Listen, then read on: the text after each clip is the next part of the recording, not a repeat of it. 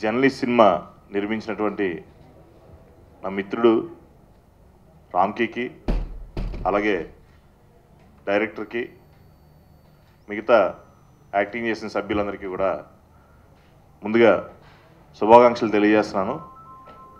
అలాగే ఈ సినిమాని జర్నలిజం ఎంత గొప్పగా ఉంటుందో, జర్నలిజం మీద బాగా ప్యాషన్ ఉండి అలాగే సమాజం మీద మంచి అభిప్రాయం ఉన్న మన హీరో రామ్కి ఈ సినిమాని నిర్మించడం, అలాగే ఆయన సినిమాలు నిర్మించే సినిమాలన్నీ కూడా ఒక సమాజ దృక్పథంతో ఉంటాయి.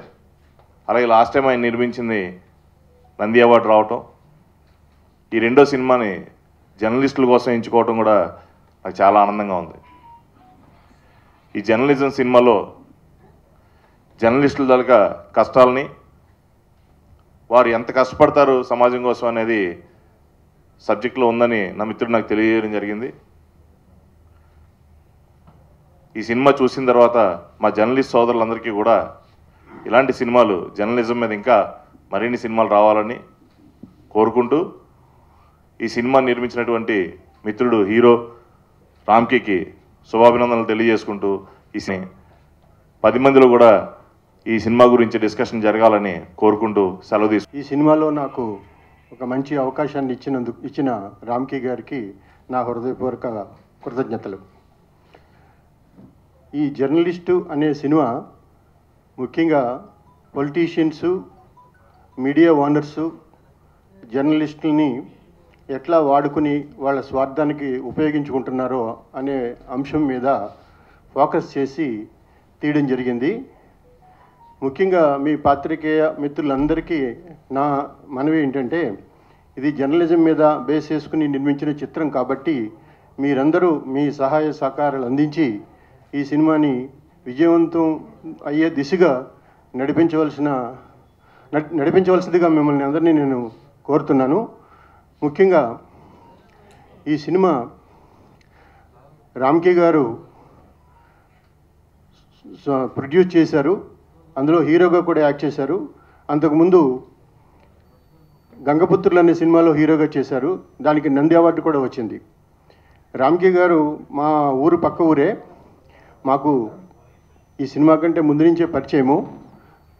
రామ్కీ గారు ఇలాంటి సినిమాలు, ఎన్నో మంచి సినిమాలు, సమాజానికి ఉపయోగపడే సినిమాలు తీసి ఆయన ప్రొడ్యూసర్గానే కాకుండా హీరోగా కూడా మంచి గుర్తింపు తెచ్చుకోవాలని మనస్ఫూర్తిగా కోరుకుంటున్నాను. పూర్వక కృతజ్ఞతలు. Thank you. ఈ చిత్ర సమర్పకులు రాజ్ కుమార్ గారిని మాట్లాడాల్సిందిగా కోరుతున్నాను. That this is your film, journalism. How much efforts you are putting for each matter in the society, everyone knows. That only Mr. Ramki, my elder brother, is showing in the film. I would like to thank entire journalist team and congrats them to make this film super hit. నమస్కారం. Journalist movie ఉన్నాయి రామ్కి కూడా. Journalist మిత్రులందరికీ నమస్కారం అండి.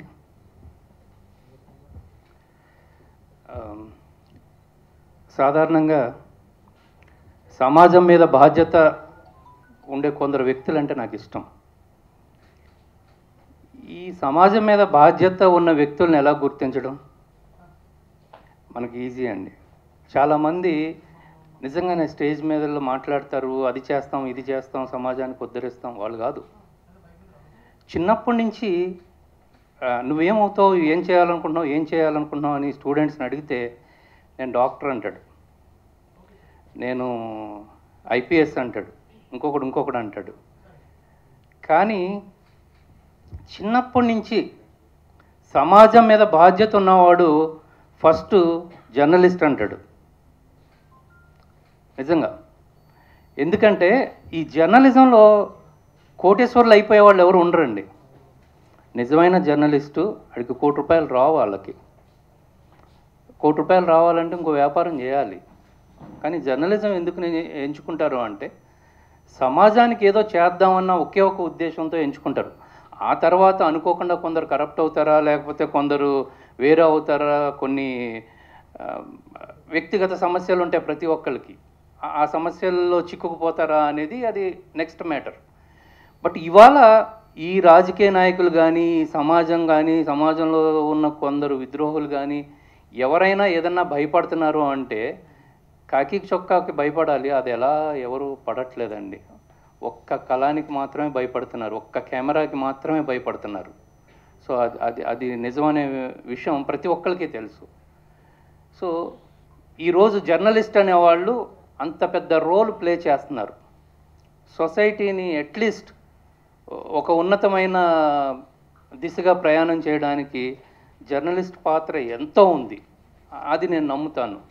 అంటే కొందరు లేరా అంటే ఆ కొందరు గురించి నేను మాట్లాడను, అది మనకి అందరూ అర్థం చేసుకోవాలి. సో మ్యాక్సిమం సమాజానికి ఏదో చేయాలన్న ఉద్దేశంతోనే జర్నలిస్ట్ అవుతాడు, దాంట్లో డౌటే లేదు. లేదంటే ఇంకే వేరే ఏదో అవుతాడు. ఒక పోలీస్కి ఎంత లైఫ్ రిస్కో, ఒక మిలిటరీ ఆఫీసర్కి ఎంత లైఫ్ రిస్కో, నిజమైన జర్నలిస్ట్కి కూడా అంతే లైఫ్ రిస్క్. ఒక మ్యాటర్ రాయాలి అంటే, ఒక నిజాన్ని నిర్భయంగా రాయాలి అంటే వాడు తెగించాలి, చావుకు సిద్ధపడాలి. సో అట్లాంటి జర్నలిజాన్ని మేము ఇందులో నేను చూపించడం జరిగిందండి. మా డైరెక్టర్ వచ్చి నాకు స్టోరీ చెప్పిన వెంటనే నాకు సపోర్టింగ్ క్యారెక్టర్, ఒక మంచి క్యారెక్టర్, ఒక జెన్యూన్ పర్సన్ లాగా ఉండాలి, ఎవరు అని ఎదుగుతున్నప్పుడు మన డైరెక్టర్ ఎన్ శంకర్ గారండి. ఎన్ శంకర్ గారిని అడగంగానే నాకు నేను చేయను, నేను యాక్టర్ని కాదన్నాడు. అప్పటికి ఆయన యాక్టర్ కాదు, తర్వాత చేశాడు అనుకోండి కొన్ని సినిమాలు. నేను డైరెక్టర్ని, నువ్వు నన్ను ఎట్లా అడుగుతున్నావు అంటే, లేదు స్టోరీ అనండి అంటే, ఆ స్టోరీ ఆ పాత్ర విన్న తర్వాత ఆయన లేదు రామ్కి నేను ఇది చేస్తాను అంటే, సార్ ఏం కావాలి, ఏమి ఇమ్మంటారు అంటే, నువ్వు ఇవ్వలేవు నాకేం అవసరం లేదు, నువ్వు నాకు ఇచ్చింది ఆ క్యారెక్టరే చాలా పెద్దది, చాలా గొప్ప క్యారెక్టర్ అంటే ఆయన ఎంత ఇన్ఫ్లుయెన్స్ చేసిందో చూడండి. ఆయన ఫిల్మ్ ఇండస్ట్రీలో ఉన్నాడు, ఆయన అంత టైం స్పెండ్ చేయాలంటే డెఫినెట్గా ఛార్జ్ చేస్తారు. ఎందుకంటే ఆయన జీవితమే అది. కాబట్టి ప్రతి ఒక్కళ్ళం, ప్రతి ఉద్యోగం చేసేవాళ్ళు మన పని మనం చేసేటప్పుడు అది చిన్నదా పెద్దదా అని కాకుండా ఛార్జ్ చేస్తాం. అట్లాంటిది నాకు రూపాయి కూడా వద్దు, నేను ఈ క్యారెక్టర్ నేను చేస్తాను అని ముందుకు వచ్చాడంటే అంత గొప్ప క్యారెక్టర్ అయింది. అండ్ నేను ఎప్పుడు కూడా అండి రెండు రిలేషన్స్ నమ్ముతాను. ఒకటి కన్న ప్రేమ, రెండవది నిజమైన ప్రేమ. అంటే అంతకు మించి ఒక స్నేహితుల్లోనే ఉంటుందండి. ఇవాళ నేను పిలిస్తే విఐపీలు వస్తారు, వివిఐపీలు వస్తారు, లేకపోతే ఇంకోటి. నన్ను అన్నయ్య అని పిలిచి తెల్లారు లేస్తే, అంటే నాకున్న స్నేహితులు ఎవరైతే ఉన్నారో వారిని మాత్రమే నేను పిలిచి కూర్చోబెట్టానండి. అదేవిధంగా సుబ్బారావు గారు కూడా ఎప్పటి నుంచో నాకు ఆయన బాగానే క్లోజు. వారానికి ఒకసారి అయినా ఫోన్ చేసి ఎలా ఉన్నావు అంటే, మా ఇంటికాడి నుంచి పేరెంట్స్ ఎలా అయితే కాల్ చేస్తారో అదే విధంగా చేస్తూ ఉంటారు, అట్లాంటి వ్యక్తిని. సో ఆయన ఇప్పుడు సెకండ్ విలన్లా చేశారు. ద మెయిన్ విలన్ గారు వచ్చి మన సురేష్ గారు చేశారండి. సినిమా ఇండస్ట్రీలో యాక్చువల్గా ఇక్కడ కూడా రకరకాల క్యారెక్టర్స్, అంటే డబ్బు కోసం ఒక ప్రొడ్యూసర్ని నలిపేసే వాళ్ళు ఉన్నారు. ప్రొడ్యూసర్ నలిగిపోతుందంటే పర్వాలేదు, సినిమా బ్రతకాలి, మేము చేస్తాము అనేవాళ్ళు కూడా ఉన్నారు. సబ్జెక్ట్ బాగుంటే మేము చేస్తాము అన్న వాళ్ళు కూడా ఉన్నారు. కోటగిరి వెంకటేశ్వరరావు గారు బాహుబలి అలాంటి సినిమాలకి ఎడిటింగ్ చేసిన వ్యక్తి నా సినిమాకి అడిగితే, ఆ స్టోరీ మీద ఇష్టమా, ఆ జర్నలిస్ట్ అనే క్యారెక్టర్ మీద ఇష్టమా రామ్కి, నేను చేసి పెడతా నీకు అన్నారు. గురువుగారు ఎంత ఇవ్వాలి, నువ్వు నాకేమి ఇవ్వగలుగుతావు, వద్దు, కాదు గురువుగారు నీ ఇష్టం అన్నాడు. అని తప్ప, అంటే డబ్బు మీద ప్రేమతో ఎవరు ఇందులో పని చేయలేదు అని చెప్పడమే నా ఉద్దేశం. అది నా మీద ప్రేమ కూడా కాదు, ఆ స్టోరీ మీద ఉన్న ప్రేమ, ఆ స్టోరీ మీద ఉన్న అభిమానం, జర్నలిస్ట్ మీద, జర్నలిజం మీద వారికి ఉన్న అభిమానం అట్లా చేయించిందని నాకు అనిపించింది నిజంగా. సో ఆ స్టోరీ చెప్తున్నప్పుడు కూడా నాకు గూస్ బంప్స్ వచ్చినాయి అన్నమాట. అంత మంచి స్టోరీ. సో మధ్యలో ఎన్నో ఆటంకాలు, ఎన్నో ఇబ్బందులు పడ్డాను, కానీ దాన్ని ఒడ్డుకు చేర్చి దాన్ని రిలీజ్ చేయాలన్న ఒక ఉద్దేశంతో ఇప్పుడు ఫిబ్రవరి 5 థియేటర్స్లో రిలీజ్కి రెడీ అయ్యామండి. ఇది జర్నలిస్టులు మీ స్టోరీ, మీరు సినిమా చూడండి.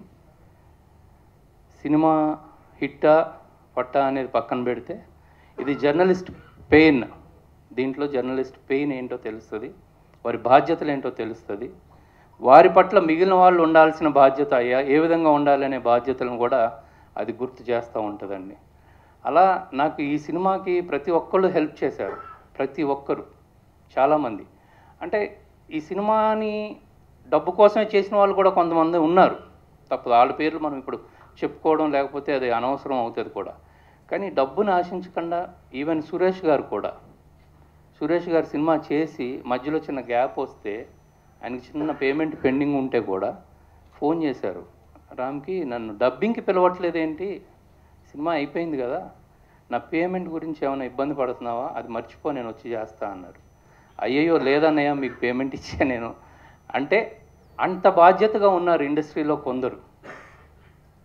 అంటే ఆ డిలే ఒకవేళ నేనేమన్నా ఇది అవుతున్నానేమో అన్న ఫీలింగ్. అలాగే చలపతిరావు గారు నాకు సొంత బాబాయ్ లాగా, చిన్నప్పటి నుంచి ఆయనకి నాకు రిలేషన్ అట్లా. ఆయన కూడా అదే అన్నారు, నేను చేస్తానురా, నువ్వేంటి నాకు ఇచ్చేది అని. లేదు బాబాయ్, సినిమానే, కాకపోతే అది కాదు ఇది. ఇలా ప్రతి ఒక్కరూ ఆ స్టోరీని ప్రేమించారండి, ప్రతి ఒక్కరూ ప్రేమించారు ఆ స్టోరీని, అంత మంచి స్టోరీ.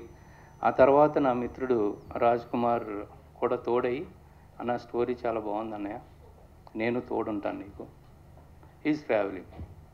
అట్లాగే నా మిత్రులు సుహాస్ కళ్యాణ్ కానీ, శ్రీనివాస్ రాజ్ కానీ, సుబ్బారావు గారు అయితే ఇంకా ఆల్వేస్ నాతోనే ఉన్నారు, షూటింగ్ అంతా ఉన్నారు.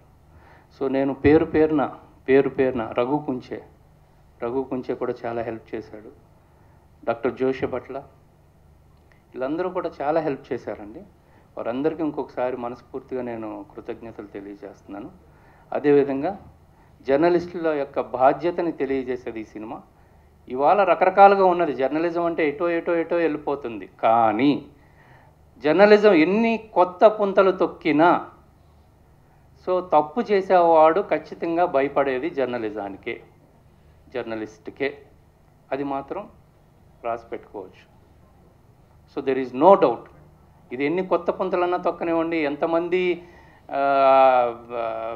వ్యాపారవేత్తల చేతుల్లో కన్నా వెళ్ళిపోనివ్వండి, ఏమైనా జరగనివ్వండి, కానీ మనిషి తప్పు చేయడానికి భయపడ్డాడు అంటే, అది ఏ రాజకీయ నాయకుడైనా భయపడ్డాడు, ఏ పోలీస్ ఆఫీసర్ అయినా భయపడ్డాడు అంటే అది ఒక్క జర్నలిస్ట్కే. అలాంటి బాధ్యతలు ఇందులో ఉన్నాయండి. Thank you very much.